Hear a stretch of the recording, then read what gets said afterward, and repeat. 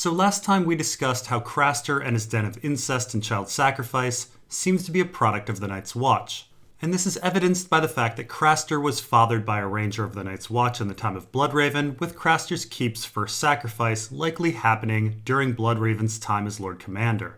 Bloodraven is a controlling character who famously had eyes on everything, so it seems almost certain Bloodraven knew of Craster's activities. Additionally, since its founding, Craster's keep has been maintained by the Night's Watch over the years with periodic financial support in the form of weaponry that Craster sells.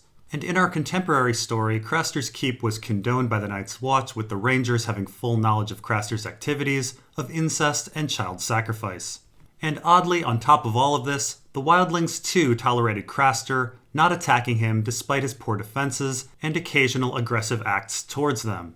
In Part 1, we also hypothesized that the Night's Watch was purposely giving the others inbred children because of the children's poor health, in an attempt to ruin the others' ranks. But there are a few questions that stem from this. First, how did Craster and the Night's Watch begin the practice of child sacrifice, and why would the others go along with it? Why would the others accept inbred babies? Why not just take regular, healthy wildling children? Well, let's go back a bit and talk about the Night's Watch and their history of sacrifice. So according to legend, perhaps a century or so after the wall was completed, there was a Lord Commander of the Night's Watch, its 13th, who took a bride whose skin was white and whose eyes were blue, and whose skin was cold as ice. This Lord Commander became known as Night's King, or the Night's King, and ruled for 13 years until the Stark in Winterfell, Brandon the Breaker, and the King Beyond the Wall, Jorman, brought him down. After he was defeated, it was discovered that the Night's King had been sacrificing to the others, and his name was erased from history. Now, of course, the story of the Night's King sacrificing to the others immediately reminds us of Craster sacrificing to the others. And there are a couple parallels to note surrounding Craster and the Night's King besides sacrifice itself. The Night's King ruled for 13 years, and this is notably the same amount of time that Bloodraven was Lord Commander. That is, 13 years from 239 to 252. And it's almost certain that Craster's sacrifices began during Bloodraven's reign. Now, perhaps the number 13 is mere coincidence, but it seems as though our author is making a parallel between Bloodraven and the Night's King. Another parallel has to do with the Night's King's bride. In fact, this is the story of her as told by Old Nan. A woman was his downfall, a woman glimpsed from atop the wall, with skin as white as the moon, and eyes like blue stars. Fearing nothing, he chased her, and caught her, and loved her, though her skin was cold as ice. And when he gave his seed to her, he gave his soul as well. He brought her back to the Night Fort, and proclaimed her a queen, and himself her king, and with strange sorceries he bound his sworn brothers to his will. For 13 years they ruled, Night's King and his corpse queen, till finally the Stark of Winterfell and Jorman of the Wildlings had joined to free the Watch from bondage. After his fall, when it was found he had been sacrificing to the others, all records of Night's King had been destroyed, his very name forbidden. Now we should note the bride's description, white as the moon with blue eyes. Now yes, this description immediately reminds us of the others, but the queen being an other seems rather off. If she were an other, wouldn't people just say she was an other?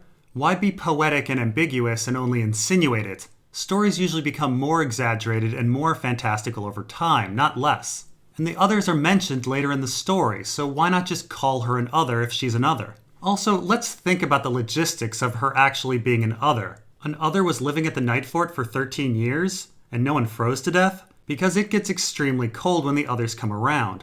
And how did the Night's King and she communicate? We actually hear an other speak in the prologue of A Game of Thrones. It's a foreign language that sounds like cracking ice. That doesn't make for flirty banter between lovers. But let's suppose that the Night's King's bride were an other. How exactly would they copulate?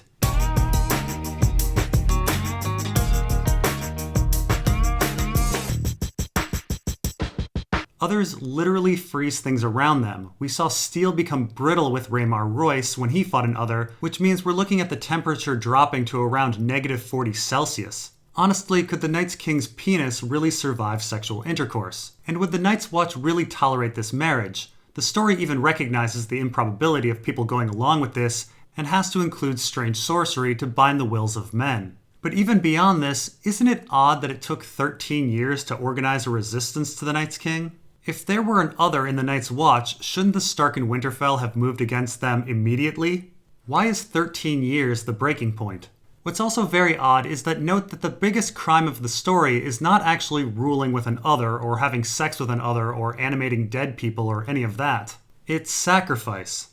The point is, the story of a human falling in love with an other and copulating with her as everyone around them does nothing for 13 years certainly has its holes and doesn't seem at all likely. And even the maesters of the Citadel question its veracity, so perhaps there's a more reasonable alternative. Let's look at the Queen again. White as the moon with blue eyes. Sure, that sounds like an other, but couldn't it also simply be a white? She is called the Corpse Queen. Copulating with a reanimated human dead body seems more likely than an other. There would be no one freezing to death, and our author does have a story about corpse sex called Meathouse Man, so it's in his wheelhouse. Still, it seems rather odd and sickly comical for the Night's King to be chasing down, capturing, and copulating with a corpse.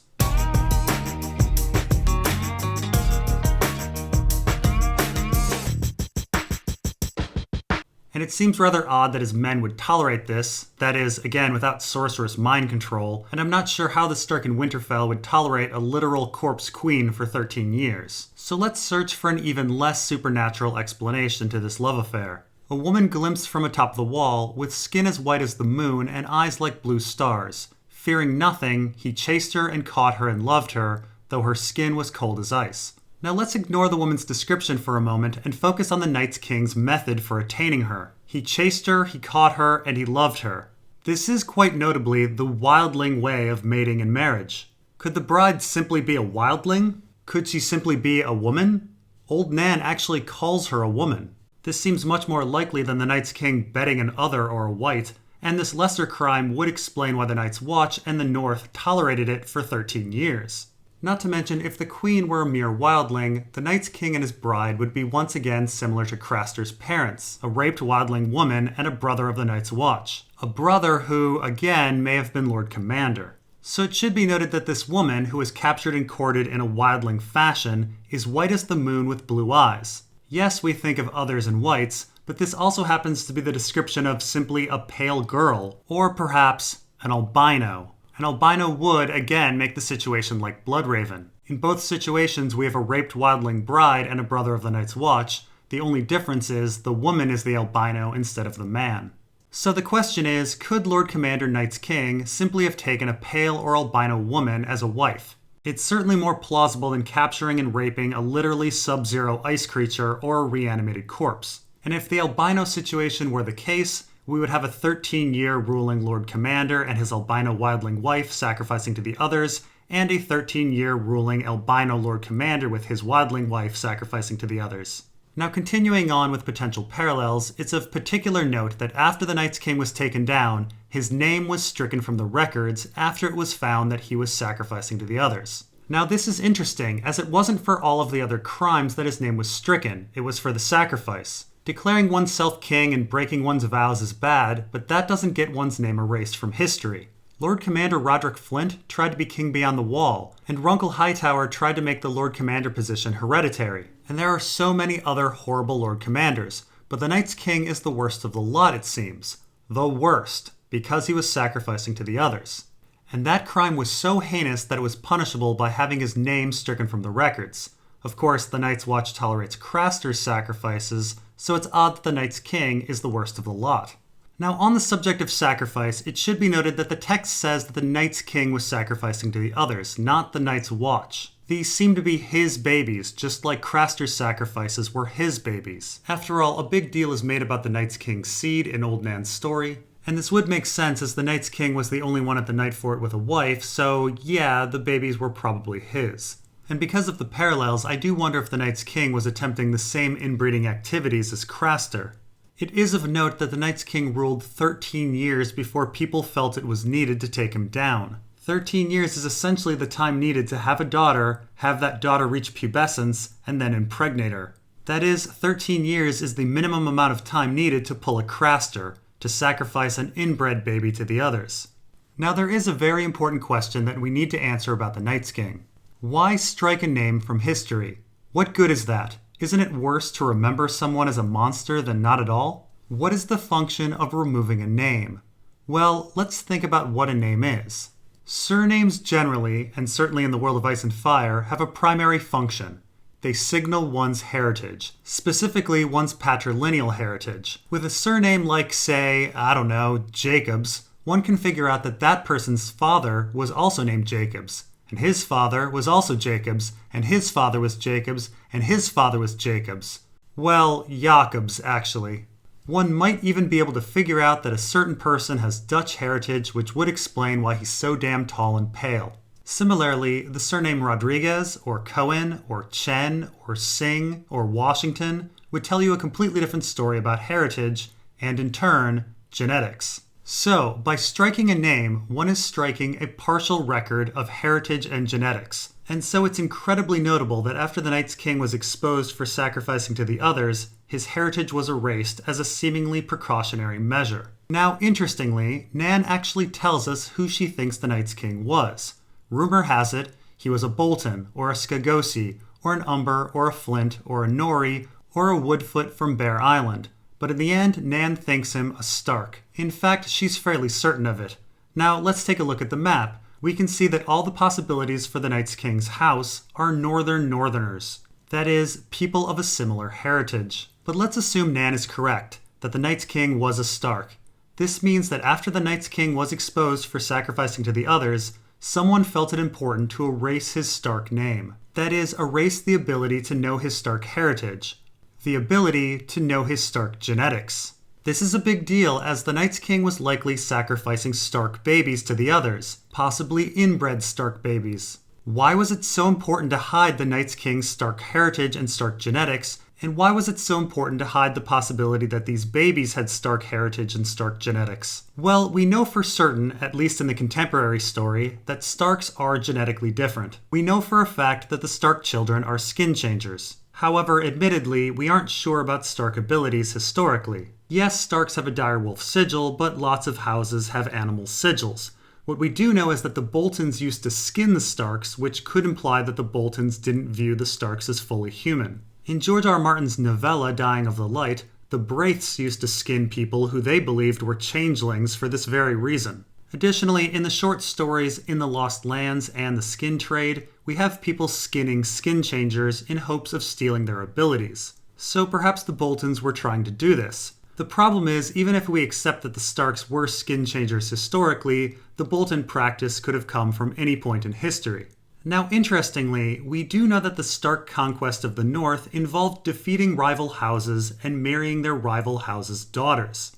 And at some point in their early history, the Starks defeated a skin changer named Gavin Greywolf, as well as the Warg King at Sea Dragon Point. Among the Warg King were Greenseers, and the Warg King's daughters were taken as prizes. So it seems at least at this point in history, Warg, Skin Changer, and Greenseer genes, that is, telepathic genes, were introduced to House Stark. And for some reason our author felt it necessary to note that the Warg King's history was found in the Night Fort's archives. Now, when the defeat of Gavin Greywolf and the Warg King occurred is somewhat difficult to place. However, it seems it would predate the building of the wall for a couple reasons. First, the Starks are credited with building the wall and would need to be established rulers before taking on such an undertaking. And second, the Children of the Forest fought with the Warg King, and they seem to be missing south of the wall once the wall is built, as the last hero cannot find them during the long night. So let's review a few things we know about the Night's King. 1. The Night's King was sacrificing to the others, likely giving them his babies. This is based on the fact that the story said that he was sacrificing to the others, the mention of seed in the story, the parallels to Craster, and the fact that he's the only one at the wall with a wife. Additionally, the 13-year rule and the parallels to Craster might point to the babies being inbred. 2. In response to this, the Night's King's name, and thus his heritage, was erased from records. 3. The Night's King's heritage was a Northern Northerner, likely a Stark. And 4. The Starks have telepathic genes. And this is based on the historical introduction of telepathic genes into their families, the Bolton skinning of Starks, and the fact that the Stark children today are telepaths.